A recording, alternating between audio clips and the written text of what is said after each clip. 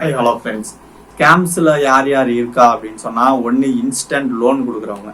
Instant loan கொடுக்குற apps வந்து நிறையா ப்ளே ஸ்டோரில் இருக்குது.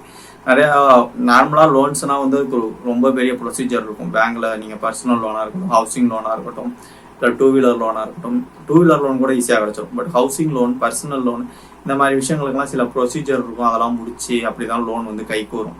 பட் நம்ம வந்து இந்த ஆப்ஸ் வந்து என்ன பண்ணுவோம், உங்களுக்கு இன்ஸ்டண்ட்டாக லோனை கொடுக்கும். அவங்க சிபில் ஸ்கோரை வச்சு, சிபில் ஸ்கோருங்கிறது ஒன்றும் இல்லை, நம்ம இதுக்கு முன்னாடி வாங்கின கடன்களை எல்லாம் ஒழுங்காக கட்டியிருக்கோமா, அதுக்கு இஎம்ஐ எப்படி கட்டியிருக்கோம், ஓவர் டியூ போயிருக்கா அப்படிங்கிற ஒரு கால்குலேஷன். ஸோ அதை வச்சு நமக்கு எவ்வளவு லோன் எலிஜிபிலிட்டி இருக்குங்கிறத சொல்றது தான் சிபில் ஸ்கோர் அப்படின்னு வந்து சொல்லுவாங்க. ஸோ இந்த சிபில் ஸ்கோரை வச்சு வந்து உங்களுக்கு வந்து லோன் கொடுத்துருவாங்க. பட் வந்துட்டு அந்த லோனை நீங்கள் அடைக்க முடியாத பட்சத்தில், இல்லை வட்டி ஒழுங்காக கட்ட முடியாத பட்சத்தில் என்ன ஆகும்னு சொன்னால், உங்களுடைய கான்டாக்ட் ஆக்சஸ் வந்து அவங்க எடுத்துப்பாங்க. ஏன்னா அவங்க வந்து இப்படியும் ஒரு அப்ளிகேஷன் உங்களுக்கு கொடுத்து, அந்த அப்ளிகேஷன் மூலமாகத்தான் நீங்கள் வந்து லோன் ப்ராசஸ் பண்ணியிருப்பீங்க. அந்த அப்ளிகேஷனில் வந்து அலோ ஆப்ஷன் வந்து இருக்கும். என்னென்னா பர்மிஷன்ஸ் கேட்கும்.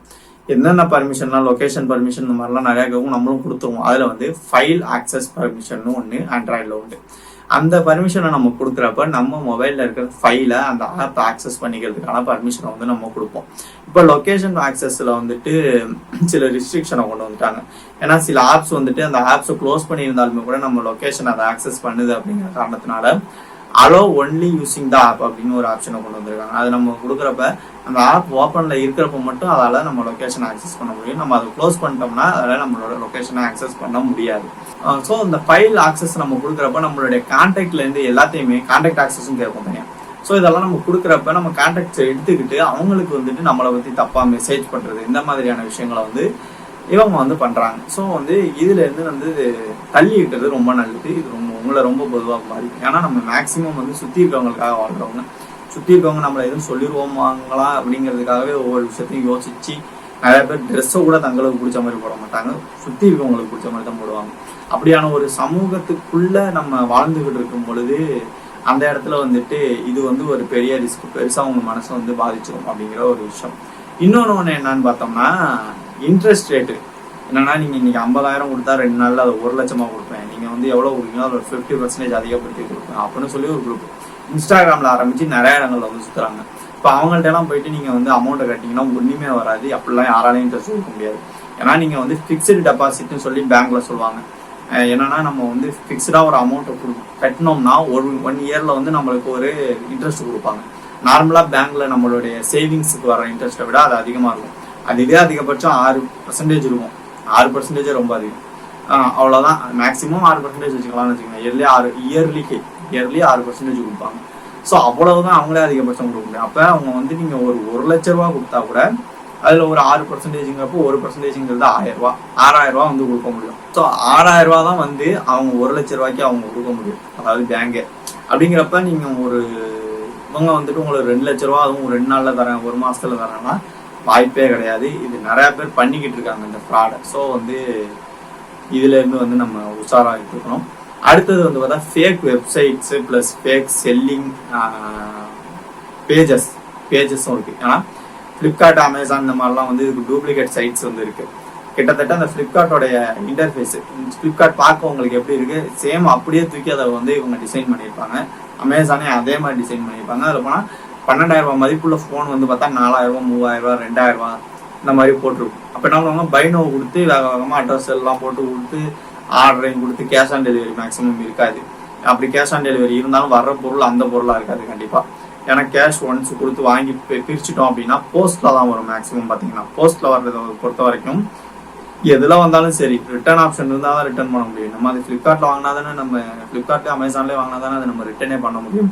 ஸோ வந்து நம்மளால் வந்து அதை ரிட்டர்னே பண்ண முடியாது. அந்த சைட்டுங்களை எல்லாம் பார்த்தீங்கன்னா, நீங்கள் வெப்சைட் யூஆர்எல்னு ஒன்று க்ரோம் ப்ரௌசரில் மேலே இருக்கும் நம்ம ஓப்பன் பண்ணுறதுக்கு. அதில் வந்து பார்த்தீங்கன்னா Amazon.comனோ இல்லை Flipkart.comனோ இருக்காது. அதுக்கும் பதிலாக அது பேர் வேறு ஏதோ போட்டு .xyz அந்த மாதிரி தான் போட்டிருக்கும். ஸோ இதுக்கெல்லாம் ஃபேக் வெப்சைட். இவங்கெல்லாம் வந்து என்ன பண்ணுறாங்கன்னா, ரொம்ப நாளாக வந்து மக்களை ஏமாற்றி விட்டுட்டு இருக்காங்க. இந்த மாதிரி வந்து ஃப்ளிப்கார்ட், அமேசான் மட்டும் இல்லை, நிறையா ஃபேக் வெப்சைட் இருக்குது. எப்படின்னா இண்டிவிஜுவலாகவே fashion.xyz, fashion.tools இந்த மாதிரிலாம் போட்டிருக்கோம்.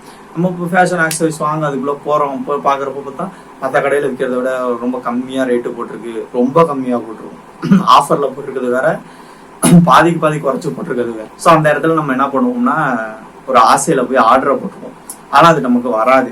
ஸோ இந்த மாதிரி ஸ்கேம் பண்ணுறவங்க இன்ஸ்டாகிராம்லேயும் இருக்காங்க. அதான் ஒரு பெரும் பிரச்சனை, இந்த மொபைலு இந்த மாதிரி விஷயம்லாம் சேல் பண்ணுறேன்னு சொல்லிட்டு. ஏன்னா இன்ஸ்டாகிராம் வந்து கொஞ்சம் கொஞ்சமாக ஒரு செல்லிங் பிளாட்ஃபார்மாக ஆகிட்டு இருக்கு. நிறைய பேர் ஹோம்மேடில் செய்கிற சில விஷயங்கள், மொபைல் கவர்ஸு, போஸ்ட் கார்ட்ஸ், இந்த மாதிரி நிறைய விஷயங்களை இன்ஸ்டாகிராமை யூஸ் பண்ணி விற்கிறாங்க. இது வந்து அவங்கள தான் பெருசாக பாதிக்குது. என்னன்னா அவங்க வந்துட்டு அவங்க விற்கிறது ஃபேக் அப்படின்னு அவங்க யோசிக்க ஆரம்பிச்சிடுறாங்க. இன்ஸ்டாகிராமில் ஏமாந்தவங்க என்ன பண்ணுவாங்கன்னா இன்ஸ்டாகிராம்லேயே இனிமேல் வாங்காதீங்க அப்படிங்கிற ஒரு முடிவுக்கு வந்துடுவாங்க. ஸோ இன்ஸ்டாகிராமில் சேல் பண்ணுறவங்க ஜஸ்ட் அதுக்கு ஒரு வெப்சைட்டை ப்ரிப்பேர் பண்ணி ரெடி பண்ணி அஃபிஷியலாக கொஞ்சம் விற்றா நல்லாயிருக்கும். ஏன்னா எப்படியா இருந்தாலும் வந்து இன்ஸ்டாகிராமில் நம்பகத்தன்மை இல்லைங்கிறப்ப நிறைய பேர் அதில் வந்து வாங்குறதுக்கு யோசிப்பாங்க. ஸோ இது ஒன்று.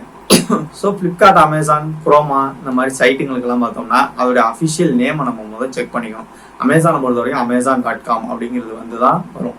ஃப்ளிப்கார்ட்டுக்கும் flipkart.com தான் வரும். மொபைலில் லிங்க் சம்டைம் கொடுக்குறப்ப dl.flipkart.comனு போட்டிருக்கும். பட் அதுவும் ஃப்ளிப்கார்ட் தான். சில டைம் வந்துட்டு அந்த டிஎல்ங்கிறது முன்னாடி வரும், பட் முன்னாடி வந்து வரலாம். பட் flipkart.com அப்படிங்கிற அந்த நேம் அதான் வந்து மெயின் டொமைன். அந்த நேம் மாறாமல் இருக்கணும். ஸோ அதுதான் நம்ம வந்து முக்கியமாக நோட் பண்ண வேண்டியது. அதுக்கும் எனக்கு தெரியாது, இந்த அமேசான், flipkart.comலாம் எனக்கு பார்த்ததுக்குள்ளே போய் வாங்க தெரியாது அப்படிங்கிறவங்க சிம்பிளாக ஆண்ட்ராய்டு ஃபோனில் ப்ளே ஸ்டோரில் போய் அமேசான், ஃப்ளிப்கார்ட் ரெண்டுத்தோடைய ஆப்ஸ் இருக்குது. ஸோ அதை நம்ம இன்ஸ்டால் பண்ணி அதுக்குள்ளே போய் வாங்குறப்ப அஃபிஷியலாக அமேசான், ஃப்ளிப்கார்ட்டில் தான் இருக்கும். ஸோ அப்படி நம்ம வாங்கிக்கிறது பெட்டர்.